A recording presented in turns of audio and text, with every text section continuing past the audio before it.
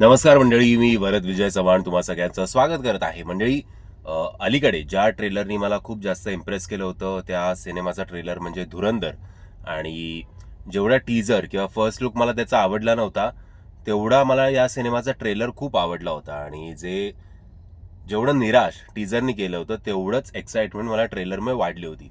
अलीकडेच रणवीर सिंगची एक कांतारावरनं कॉन्ट्रोवर्सी झाली आहे, त्याच्यावरनं त्याला खूप ट्रोल करण्यात आलं आहे. बट ओव्हरऑल ती सगळी कॉन्ट्रोवर्सी बाजूला ठेवून जर आपण हा सिनेमा एका फ्रेश अँगलनी बघितला तर हा सिनेमा नक्कीच, जर तुम्ही हार्ड कॉर ॲक्शन पॅक्ड स्पाय थ्रिलर बघण्यासाठी उत्सुक असाल तर हा सिनेमा तुमच्याकडे एक उत्तम पर्याय असू शकतो.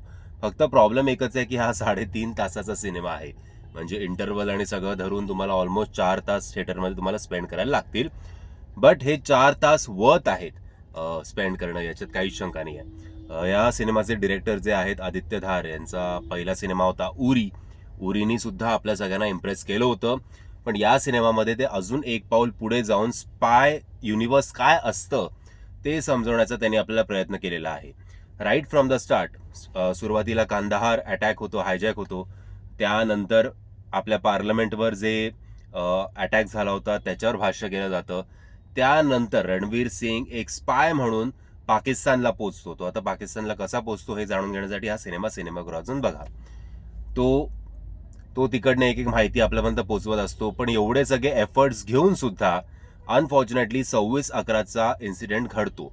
आणि मग 26/11चा तो सिनारिओ आहे, जो सीन आहे, तो ज्या प्रकारे प्रेझेंट करण्यात आला आहे ते बघून खरंच डोळ्यात खूप पाणी येतं. आणि मग 26/11ची घटना झाल्यानंतर रणवीर सिंगचं कॅरेक्टर ठरवतं की आता आपल्याला बाहेरनं नुसतं इन्फॉर्मेशन देऊन उपयोग नाहीये, आपल्याला या ग्रुपमध्ये शिरायला हवं. आणि मग काय काय गोष्टी घडतात याच्यावर आधारित हा संपूर्ण सिनेमा आहे. सिनेमाचा फर्स्ट हाफ खास करून आता मी तुम्हाला सांगितलं की 3.5 तासाचा हा सिनेमा आहे. सो 2 तासांपर्यंत इंट्रोडक्शनच चालू असतं सगळं. त्याच्यामुळे सुद्धा प्रत्येक कॅरेक्टरला इंट्रोड्यूस करण्यात, प्रत्येक कॅरेक्टर नक्की कोण आहे, काय आहे, कसा आहे हे दाखवण्यात जरा जास्त वेळ गेल्यामुळे या सिनेमाची लेंथ तेवढी वाढली आहे. बट ओव्हरऑल शेवटचे क्लायमॅक्सचा जो 20 मिनिटं आहेत ते, त्यानंतर अजून एक पार्ट याचा येणार आहे हे तुम्हाला एंडला कळतं सुद्धा.